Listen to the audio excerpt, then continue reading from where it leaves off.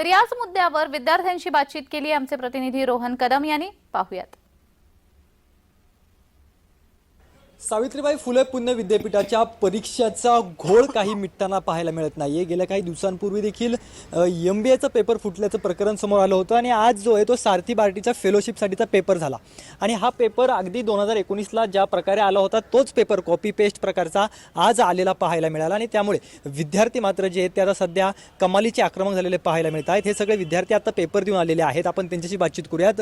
नेमकं काय जाणवलं तुम्हाला पेपरला बसल्यानंतर? सेम प्रश्नपत्रिका पाहायला मिळाली? हो सर, आम्ही जेव्हा पेपर हातामध्ये आला आणि तो ओपन केल्यानंतर काही प्रश्न पाहिले, त्याच्यानंतर असं आमच्या लक्षात आलं की जो 2019ला सेटचा पेपर होता जशाच तसा पेपर त्यांनी सारथी बार्टी आणि महाज्योतीच्या जी काही CET त्यांनी आज घेतली होती फेलोशिप संदर्भात, त्या संदर्भात जशाच एकही प्रश्न वेगळा नाही, सगळेच्या सगळे प्रश्न जशाच तसे प्रश्न होते साहेब। नेमकं का असं करतंय विद्यापीठ? काय सावळा गोंधळ पाहायला मिळतो?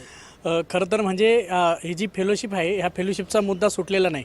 म्हणजे अन्यायकारक त्यांनी निर्णय असा घेतला होता की 50 लोकांना सुरुवातीला फेलोशिप देणार, नंतर 200ला घेतला, 200 जागा देणार, पण सगळेच जे विद्यार्थी होते उपोषण चालू आहे, आंदोलन चालू आहे। आंदोलन उपोषण चालू असताना मुख्यमंत्र्यांची सुद्धा बैठक झालेली आहे। त्या बैठकीत हाय पॉवर कमिटी निर्णय देणार, ते त्याच्या आतच यांनी परीक्षेचा हे केला, परीक्षेचा घाट घातला। युनिव्हर्सिटीच्या अशा सावळ्या गोंधळ प्रकारामुळे हे विद्यार्थी मात्र सध्या कमालीचे आक्रमक झालेले पाहायला मिळत आहेत। रोहन कदम, जय महाराष्ट्र न्यूज, पुणे।